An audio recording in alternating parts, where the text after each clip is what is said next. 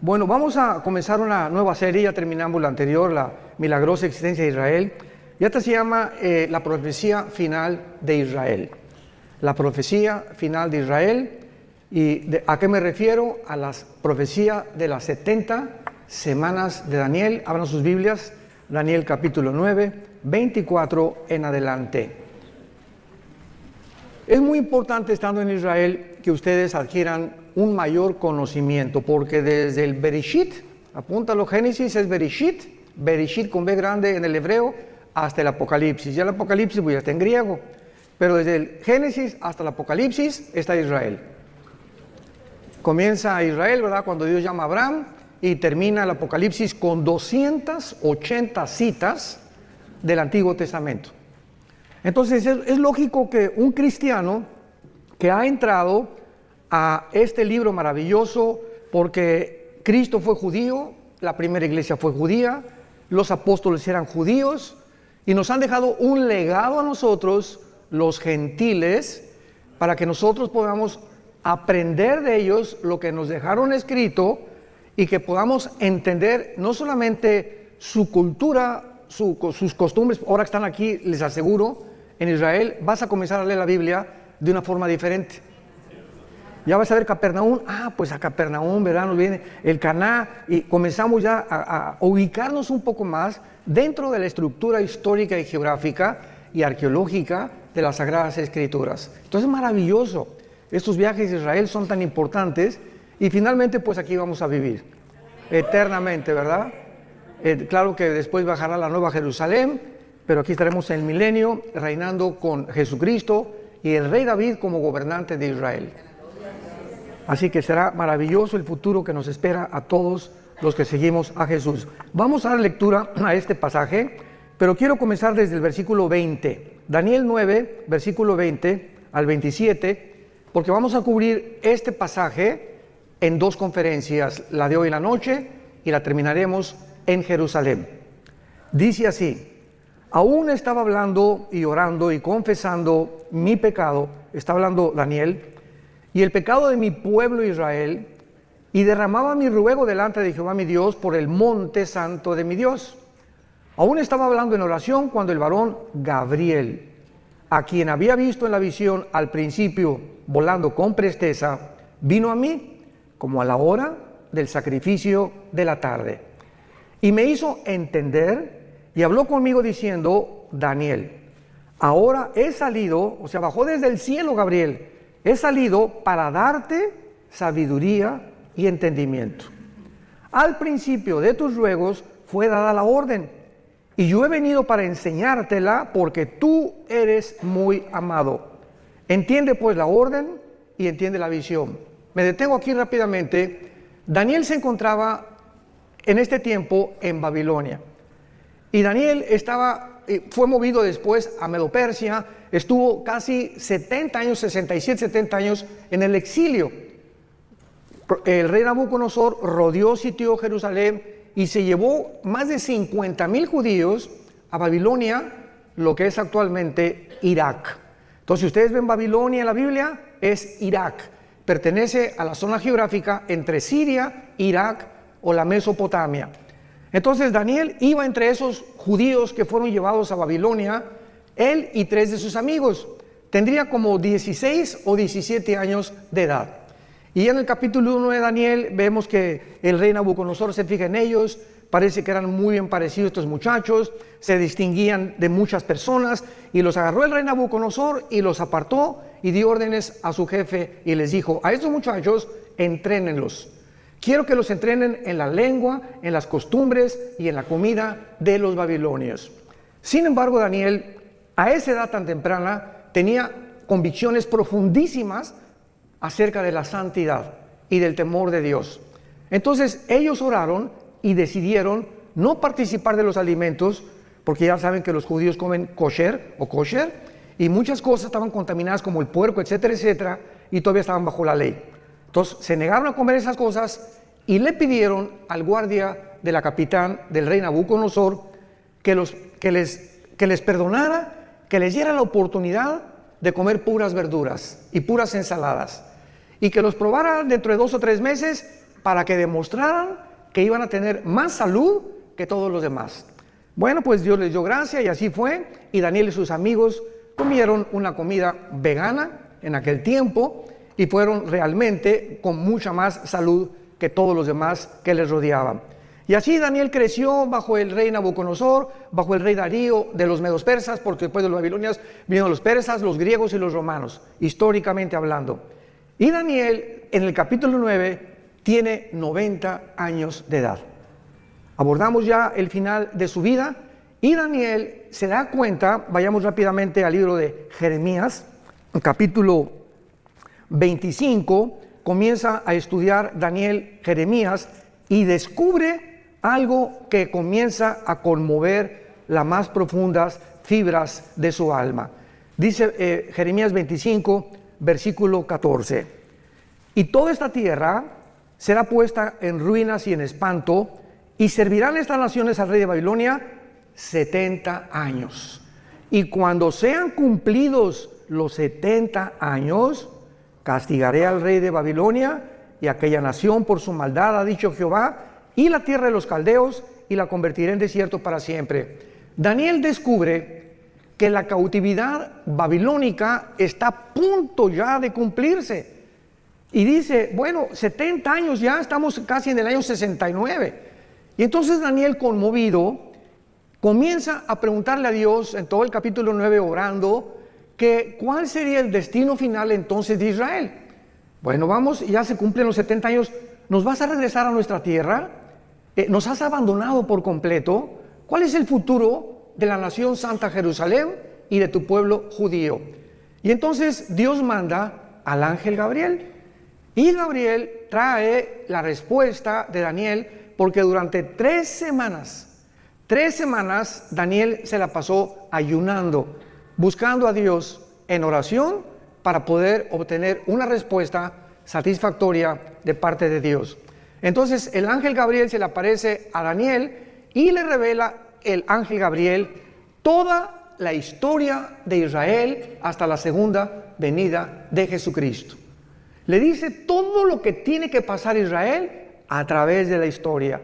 Y cuando nosotros en el siglo XX y XXI somos testigos del regreso de judíos en el 48 y lo que está pasando ahorita y lo que se aproxima, somos los testigos de que solo Dios pudo haber puesto la historia en esta secuencia y en esta cronología sobrenatural.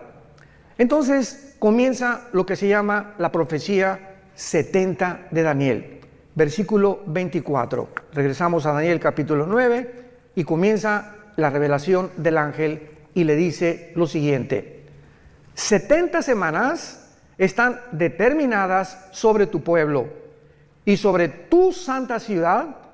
Y estas 70 semanas es Shivin Shabua en el hebreo, que significa 70 sietes. Los judíos tenían semanas de días y tenían semanas de años. Entonces se encuentra en el libro de Levítico. Entonces no eran 70 semanas, 7 por 7, 49 semanas. Eran 70 semanas de años.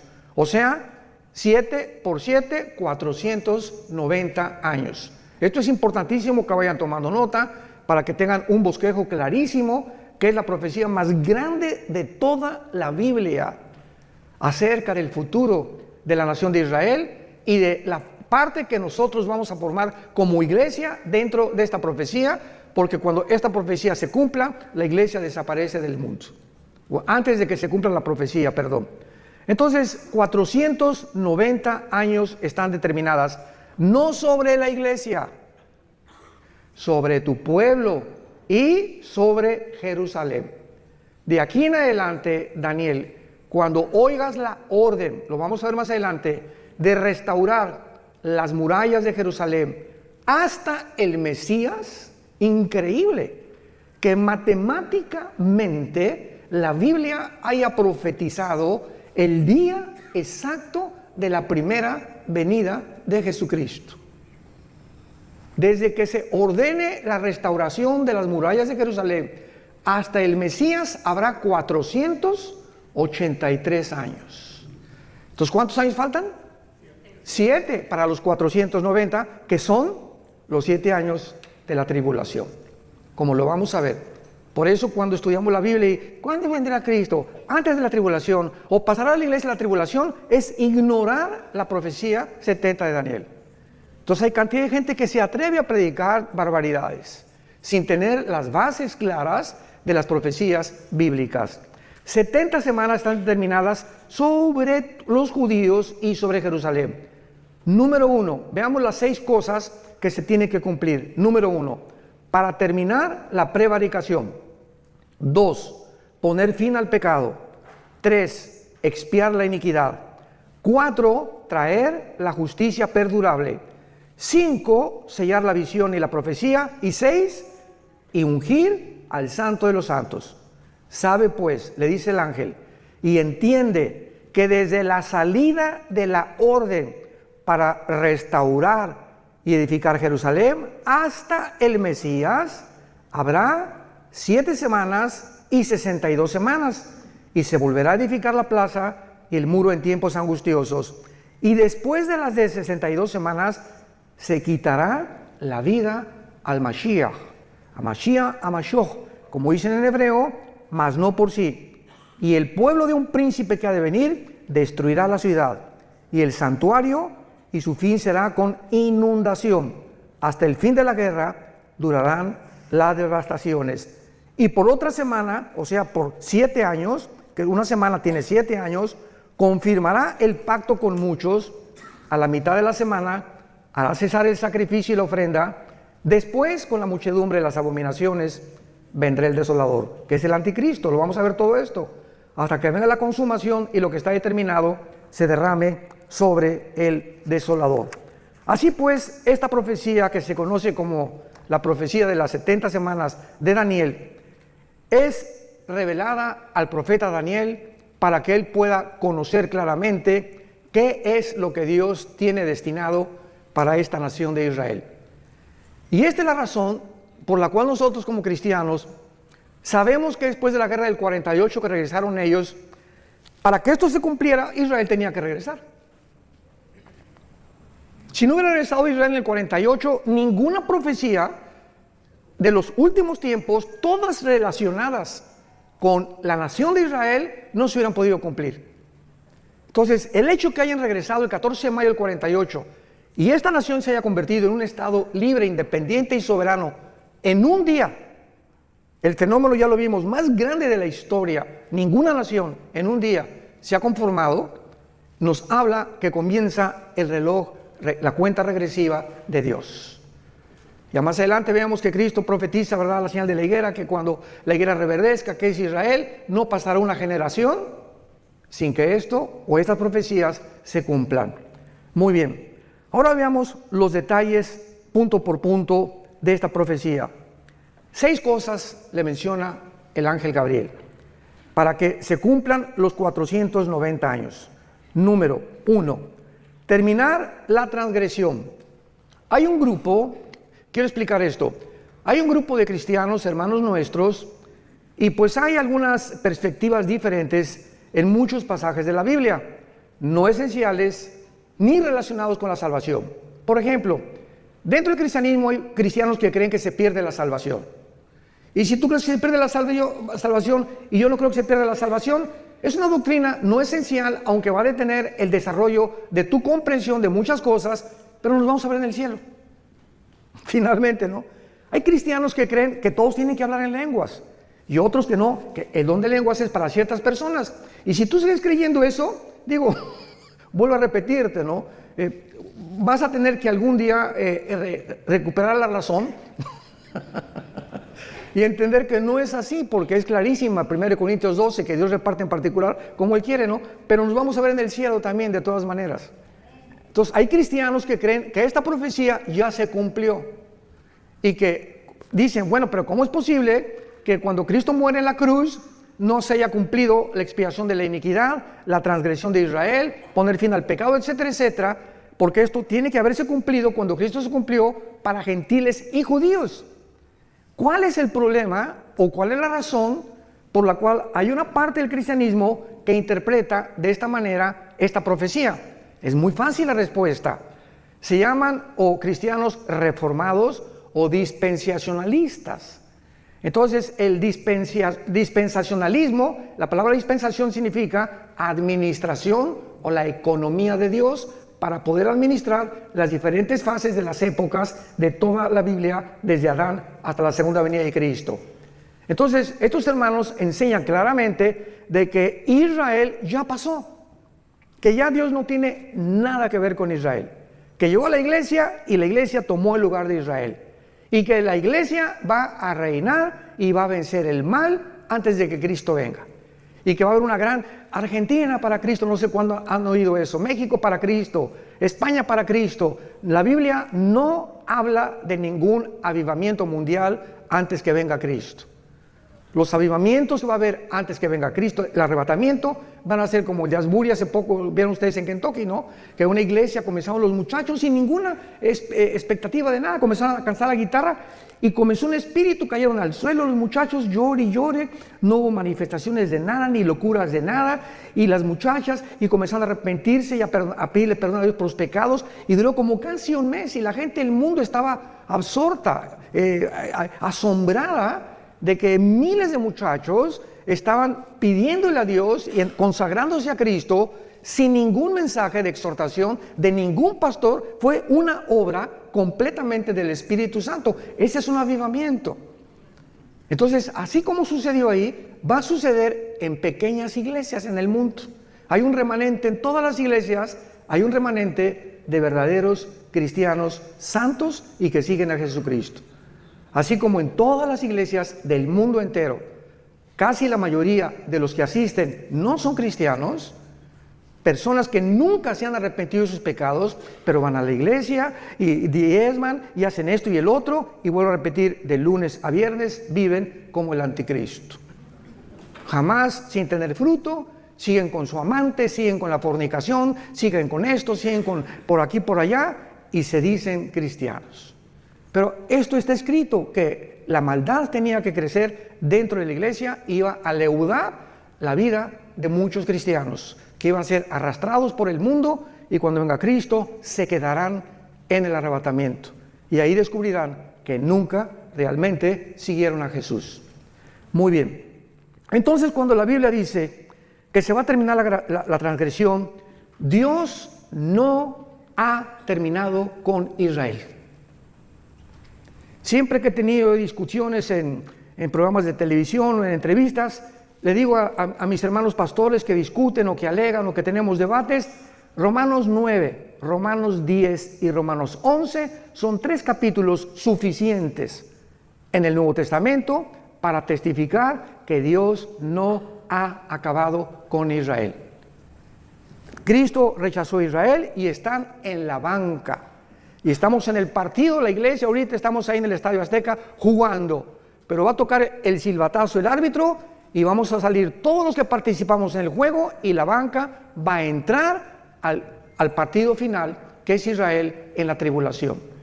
Entonces, Dios no ha terminado con Israel. No es cierto que la iglesia haya ocupado el lugar de Israel, porque Israel fue una nación o una entidad completamente diferente. Jehová el Padre era el esposo de Israel. Todo esto es simbólico. La iglesia es la novia de Cristo. Israel nunca fue la novia de Cristo. Israel nunca estuvo en el cuerpo de Cristo.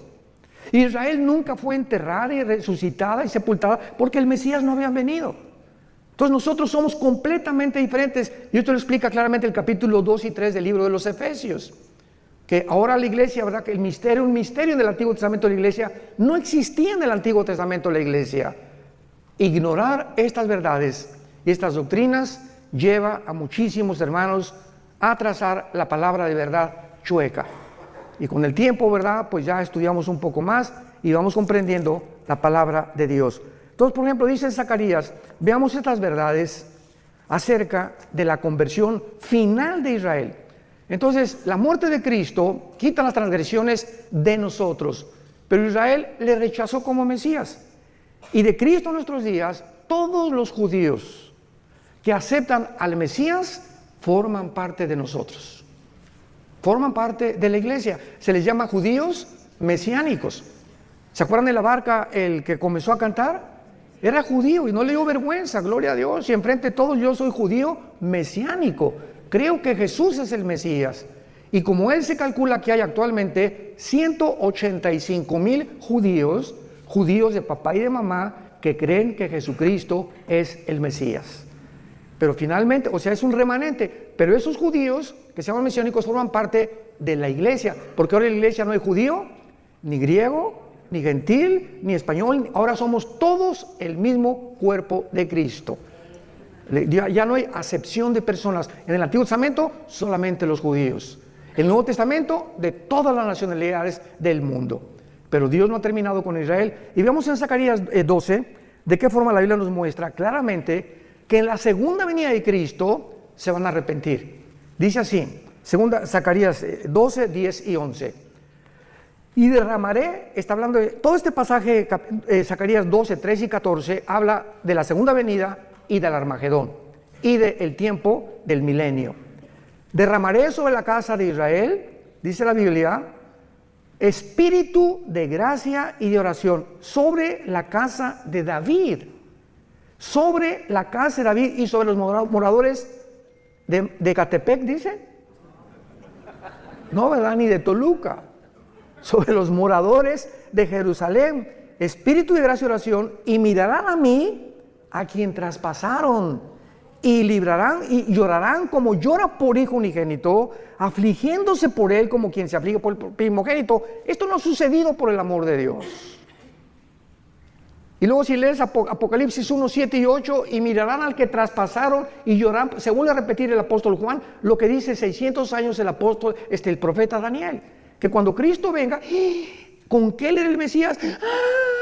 Y imagínense nada más la frustración que tendrán, que le negaron, se fueron en contra de él, persiguieron a sus hermanos, nos persiguieron a nosotros y se encuentran con Jesucristo, es el Mesías.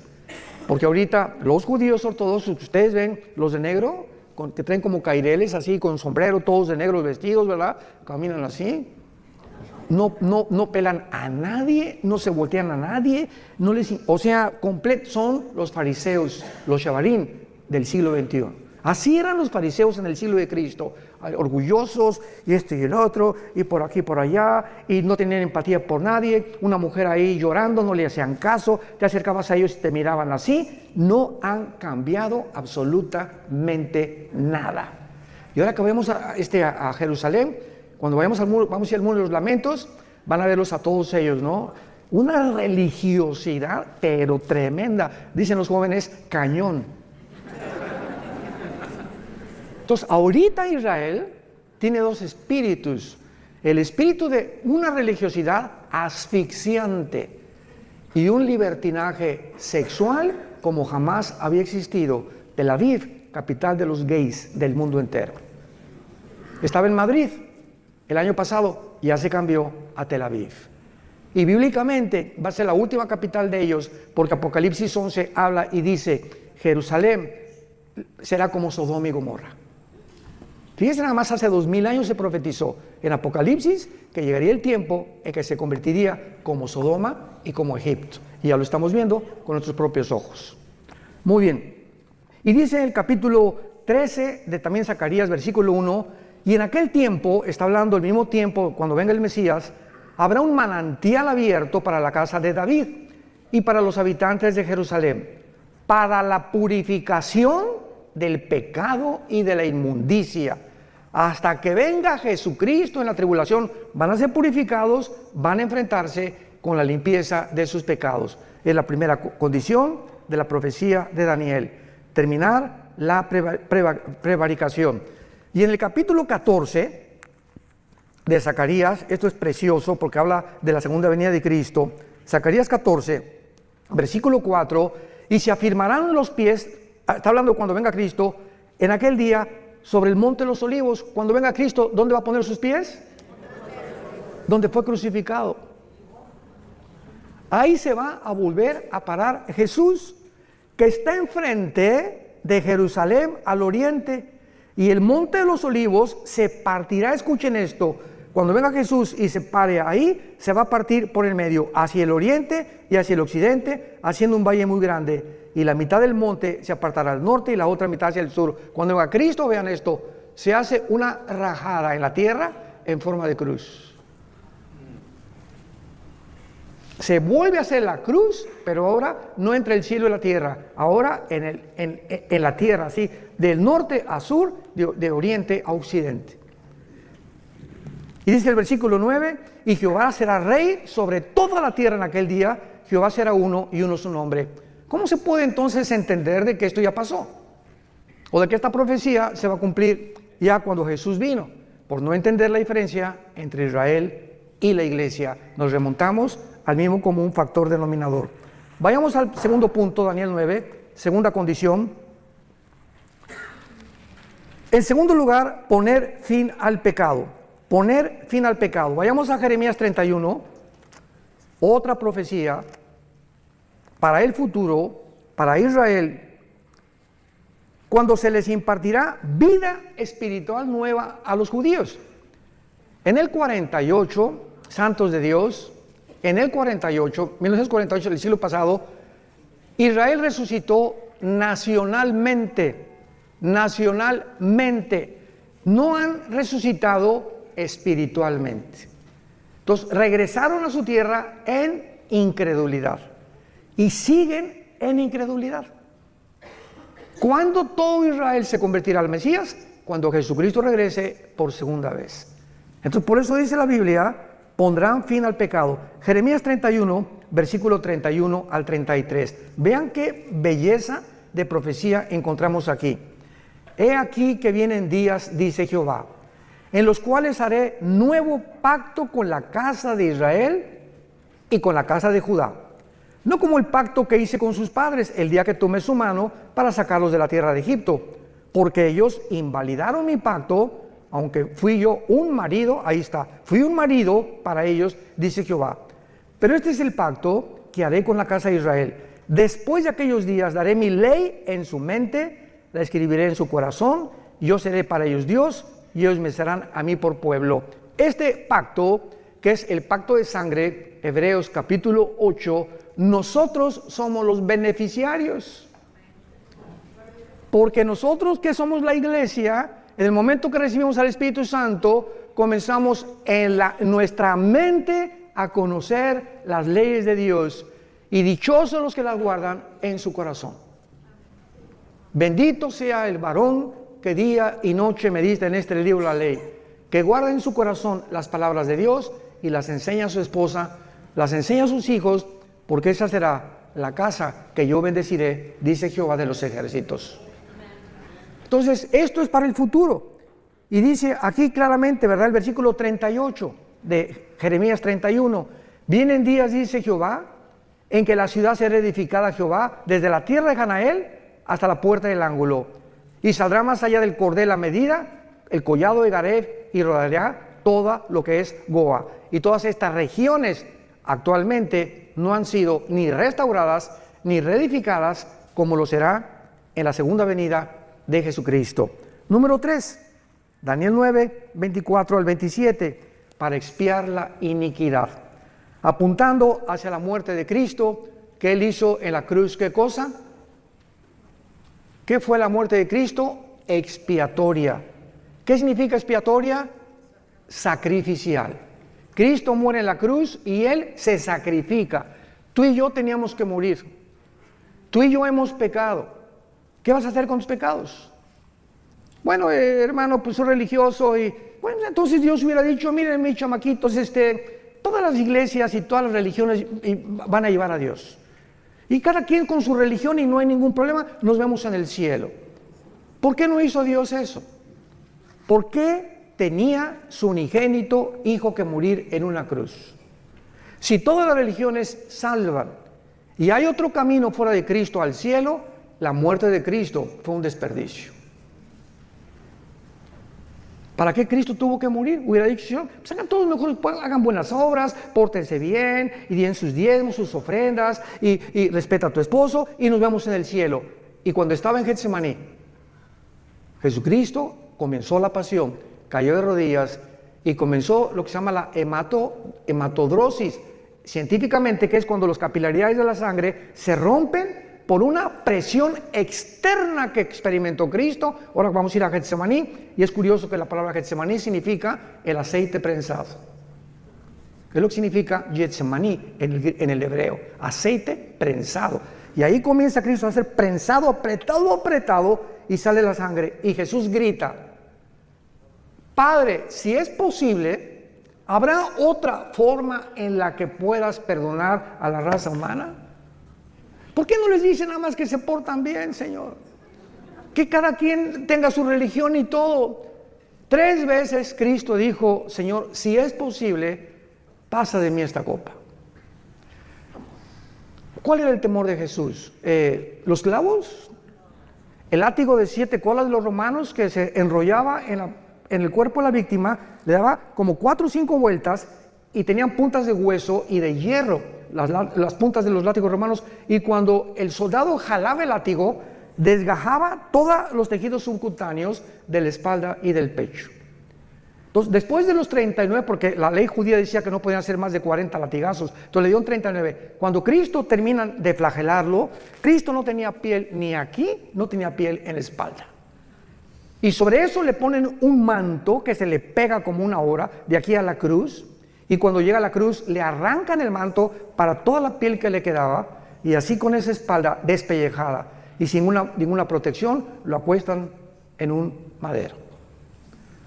A eso le tendría miedo Jesús cuando dijo: si es posible, pasa de mí esta copa, o los clavos. ¿Cuál era la razón por la cual Cristo sudó sangre y le dijo a su Padre: Padre, no hay otra manera en tu inmensa sabiduría en la que la raza humana pueda ser rescatada y liberada del pecado? Cristo sufrió y experimentó en la cruz lo más terrible que pudo haber sucedido físicamente. En la cruz el Padre abandonó al Hijo. Elí, Elí, lama sabactani, gritó en arameo: Dios mío, ¿por qué me has desamparado? Algo sucedió misterioso en la cruz, que el Padre deja al Hijo solo. Nunca en toda la eternidad había sucedido esto, que el Padre se separara de su Hijo. Y el Hijo, en ese momento, cuando nuestros pecados, tus pecados y mis pecados, fueron puestos en el cuerpo de Cristo, el Padre no podía estar en Él, no podía siquiera estar junto a Él. Y ahí lo dejó que llevara los pecados y que muriera en la cruz completamente abandonado. Sin embargo, ¿saben por qué lo hizo? Al Hijo no lo perdonó para perdonarnos a nosotros. Lo que Él pagó y lo que nosotros merecíamos, lo puso sobre su Hijo, y a nosotros sí nos perdonó, y estará con nosotros para siempre, porque de tal manera. ¿Ya entiendes ahora el versículo Juan 3:16? Porque de tal manera. No hay otras palabras del Espíritu Santo. De tal manera, no se puede pronunciar lo que sucedió. De tal manera nos amó Dios, tan grande, no hay palabras para escribir, que Dios amó al mundo, que nos dio a su Hijo unigénito, para que cualquiera de ustedes que crea en Él no se pierda, mas tenga la vida eterna. Y Dios muestra su amor para con nosotros en que, siendo pecadores, o sea, ahí está el chanclas y el pitirijas, cuijas, borracho, un homosexual, una lesbiana, borracho, parrandero y jugador. Y vean ustedes, esta es la cruz. Y aquí está el pitirijas y el chanclas, ¿verdad? ¿Y cuál es el pensamiento de nosotros? Es que la adúltera, aquí está la mujer adúltera, el hombre adúltero, el hombre misógeno, llámale como quieras al ser humano. Y el ser humano piensa que antes de acercarse a Dios, tenemos que dejar de ser borrachos, tengo que dejar de ser adúltero, tengo que dejar de ser alcohol. Tenemos que dejar de pecar y entonces venimos a Dios y nos acepta. Y la Biblia dice: ven cómo estás. ¿Eres homosexual? ¿Eres borracho? ¿Eres un adúltero? ¿Tienes 3 amantes? ¿Has hecho 8 abortos? ¿El pitirijas cuántas muertes? Señor, he matado a 30 personas.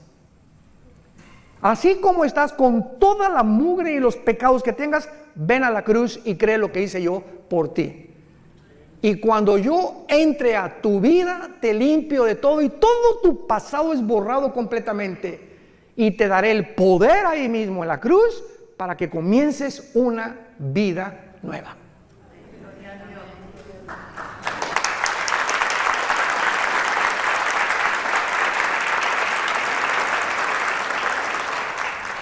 ¿Saben ustedes cuál es la palabra que no se encuentra en ninguna religión? Gracia. Esto se llama gracia. Una palabra desconocida que es la gracia, algo que no merecemos. Hace muchos años, en el 85-86, cuando el general Arturo Durazo era jefe de la Policía Metropolitana, mi hijo Alan, venía un helicóptero por nosotros porque me iban al hangar presidencial. El jefe tenía un escuadrón de helicópteros Durazo en aquel tiempo, en los 80s, y el jefe del escuadrón de helicópteros de la policía, y lo voy a decir porque se está muriendo mi hermano Roberto Barragán, fue un estudio de nosotros de Apocalipsis, yo enseñaba Apocalipsis en un estudio, se convierte y le lleva al general Durazo un cassette mío, de una conferencia, creo que fue día después de la muerte, algo así. Y entonces el general Durazo le dice al teniente coronel Roberto Barragán, tráeme a ese, me decía, Alducino, tráeme a ese Alducino para que venga aquí, y juntó a Lino Ventura, al jefe del servicio secreto en aquel tiempo, al jefe de seguridad en el hangar presidencial. Oye, que quieren que le des un mensaje a todos, y estaban todos sentados en desayuno en el hangar presidencial. Bueno, pues Alan se acordar de esto, ¿verdad? Prediqué ahí, a la salida dije, a ver dónde me escondo.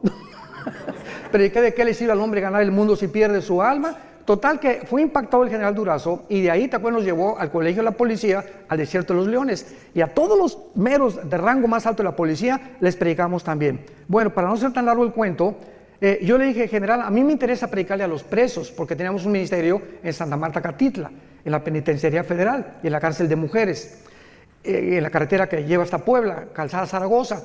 Y entonces nos mandó un helicóptero, y a todo eran 1,636 presos en ese tiempo, y ordenó el general Durazo al general de la prisión, que también era policía, que los juntara en el patio a todos. Y después de que hicimos ese evento, todos los presos así, ¿verdad? Y rasgados, y ves en el video que tenemos ahí, pero así unas caras, y conforme iba pasando el mensaje, ves cómo se les iban suavizando las caras, se convirtieron 1,150 presos. 1,150 presos. Y al final llega uno y se acerca conmigo y me dice, oiga, pastor, quiero contarle algo. Sí, con mucho gusto, venía pero bañado en lágrimas.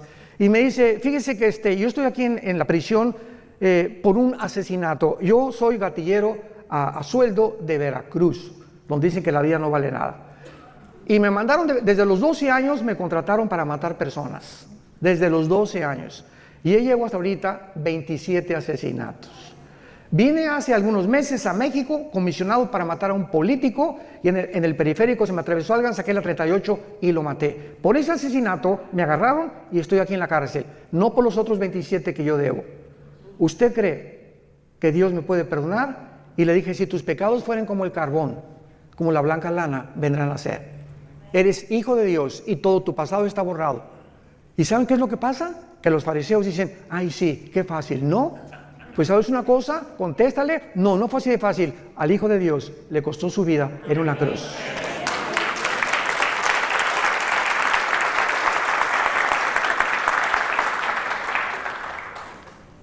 Cuando comprendemos ese amor tan grande, ¿cómo podemos atrevernos a seguir pecando?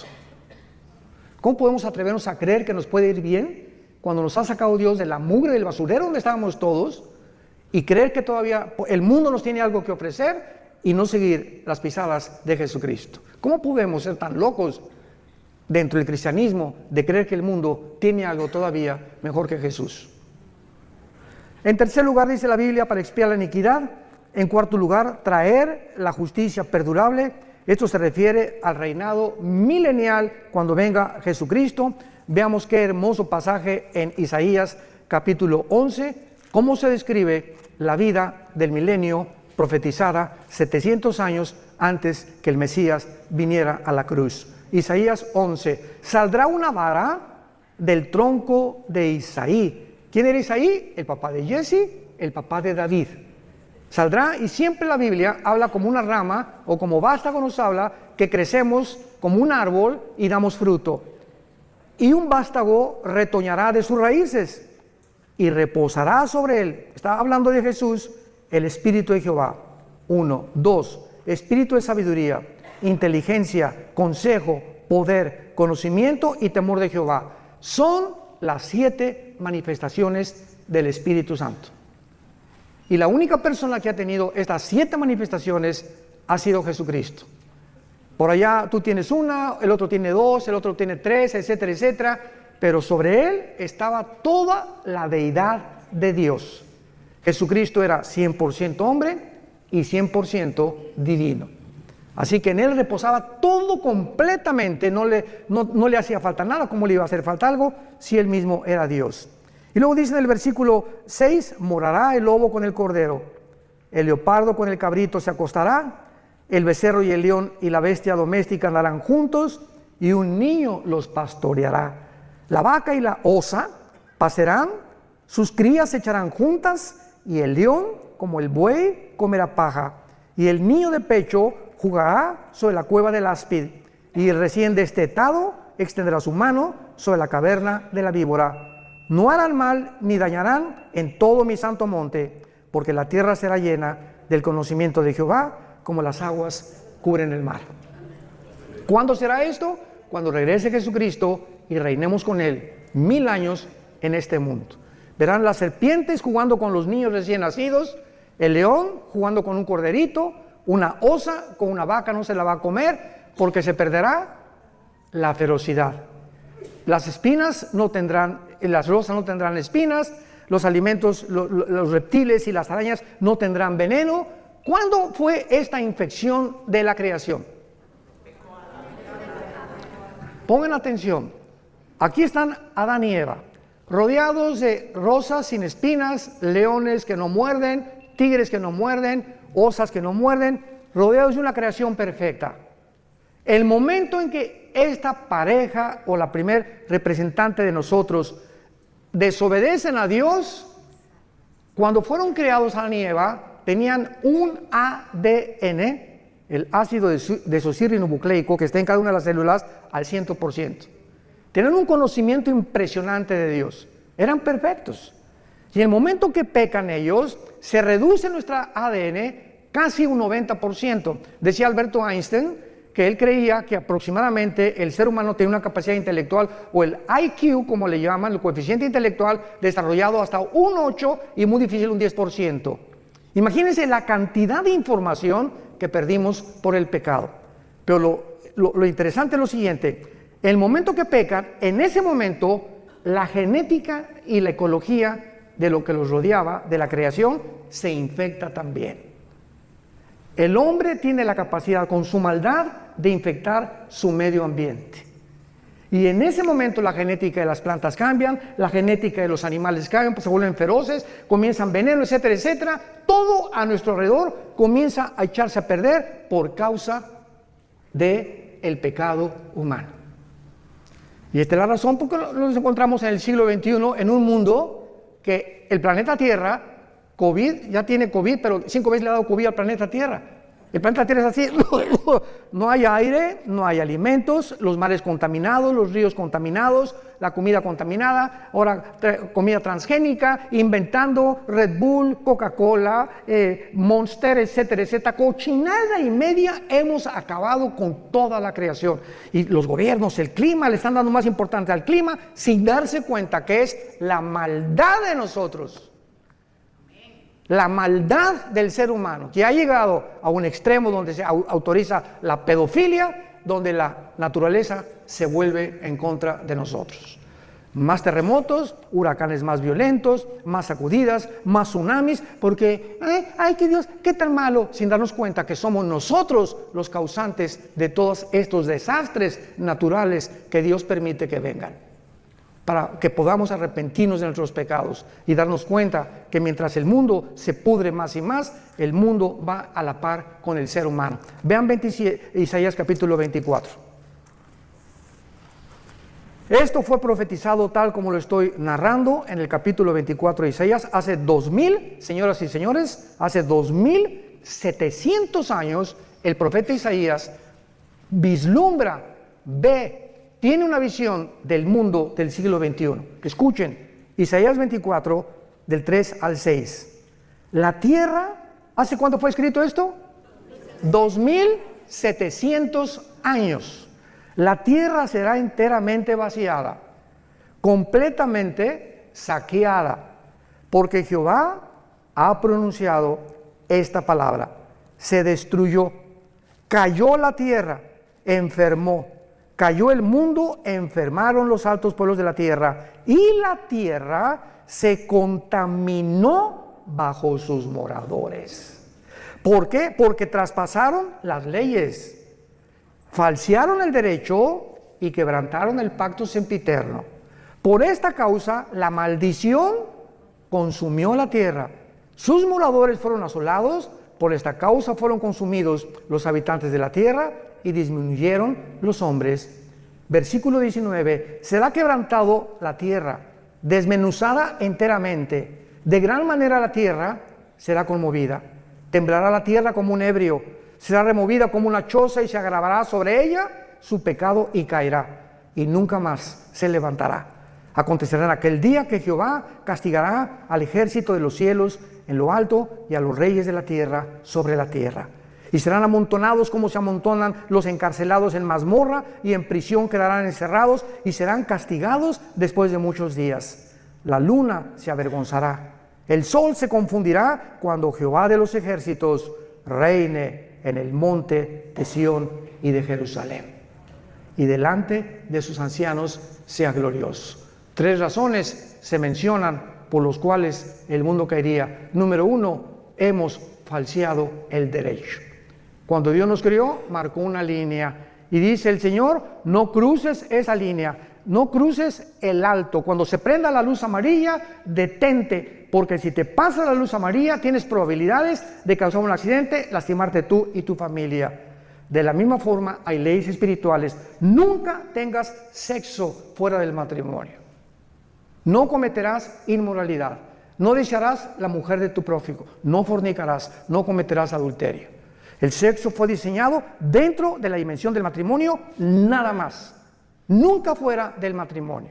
Respeta a tus hijos, enseña a tus amigos, y estas líneas de la ética y de la moral las hemos traspasado como nunca en el siglo XXI, donde nos atrevemos a decir que hay más de 2 géneros y autorizar la pedofilia y bueno, tantas cosas que estamos viendo a nuestro alrededor. Hemos falseado el derecho. Número 2, dice la Biblia, quebrantaron el pacto sempiterno. ¿Cuál es el pacto sempiterno? El matrimonio. Es la institución más santa, más sagrada que existe desde el principio de la Biblia hasta el final de la Biblia. El matrimonio es la base, el bastión de toda sociedad. Matrimonios deshechos y perseguidos, la sociedad se tiene que desmoronar, como lo estamos viendo actualmente alrededor del mundo. Divorcios al por mayor. ¿Por qué? Por una ignorancia impresionante. El hombre no sabe cómo tratar a la mujer, y mujeres, pues, como Elizabeth Taylor, 9 maridos, la chulis. La mujer más bonita del siglo XX, 9 maridos. ¿Por qué? Porque pues Pepe no me gustó, Jorge no me cumplió el cargo que yo quería, y Calandrio tampoco me hizo esto, y el otro no me hace los huevos como lo hacía mi mamá, y busque en los hombres la felicidad. Ahí está la mujer samaritana, 5 maridos, ¿se acuerdan? Llevaba 5 maridos la pobrecita, buscando y creyendo que un hombre u otro mejor matrimonio, otra mujer, te va a hacer feliz. ¡Qué cosa tan tonta del ser humano! Se calculan los psicólogos que el segundo matrimonio es peor y el tercero es peor todavía cuando hay adulterio y cuando lo hiciste por adulterio. ¿Cómo te puede ir bien en la vida de esa manera? Y creyendo siempre, no, esta mujer no, hay otra mejor, y esta está más guapo, y esta más bonita, y esta está 20 años más chica que yo, y me voy con las chamaquitas, etcétera, etcétera. Esa es la mente sin freno, las pasiones desenfrenadas del ser humano que lo llevan a estrellarse contra la pared, y hombres que pierden su esposa, pierden sus hijos, su trabajo, la vergüenza, simplemente por media hora de placer. Y por muchachas que creen con la cara del lobo y el cocodrilo que tienes, que porque estás, ¿verdad? Como dicen en mi tierra, viejos rabo verdes. Y finalmente se encuentran con el juicio final de Dios por haber violado el pacto sempiterno de Dios. No sé, se nos acabó el tiempo. Vamos a continuar con esto en Jerusalén, pero es importante que nosotros podamos ver esta profecía aunada a lo que estamos viendo, para que entendamos que Dios no ha acabado con esta nación. Y ahora nos trae a nosotros, no se imaginan la cantidad de viajes que hay aquí a Israel desde hace muchos años, ¿verdad? como a todos los guías y a todos los judíos que me he encontrado en estos días por acá, mi esposo y yo teníamos 10 años que no veníamos a Israel. En 2013 fue la última vez que venimos. Alan viene más seguido, pero nosotros teníamos 10 años que no veníamos. Siempre les digo a todos los judíos, ¿sabes una cosa? Que es increíble cómo Dios los ama. Hoy Alan me presentó al gerente del restaurante, estamos platicando y me dice, ¿tú qué haces? Le digo, voy a enseñar hoy en la noche el libro de Daniel, las profecías de Daniel, y voy a enseñar que Israel, que Dios no ha acabado con ustedes, y se quedó así, porque él también se llamaba Gabriel. Le dije, voy a hablar del ángel Gabriel, tu pariente, le dije.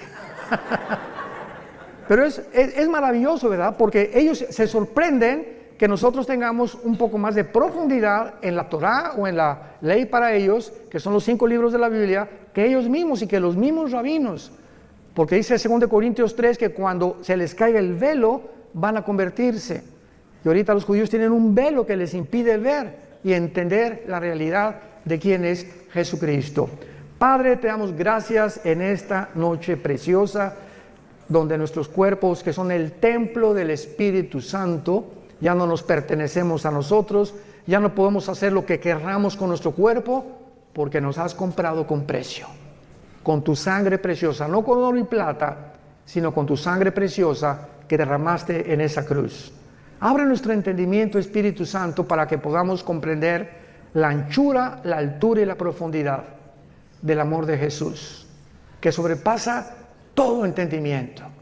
Gracias, Señor Jesús, el unigénito de Dios. En Él fueron hechos los cielos y la tierra, y todas las cosas fueron hechas, y sin Él nada ha sido hecho. En Él estaba la vida, y la vida era la luz de los hombres. Gracias, Jesús, porque tus apóstoles te palparon, vivieron contigo 3 años y medio, escucharon del verbo de vida, que tú eras la vida encarnada, que te hiciste hombre para poder vivir entre nosotros y voltear completamente la manera como vivimos a la manera que a tu Padre le agrada. Aprendan de mí, dijo Jesús, que soy manso y humilde de corazón, y hallaréis gracia y descanso para vuestras almas.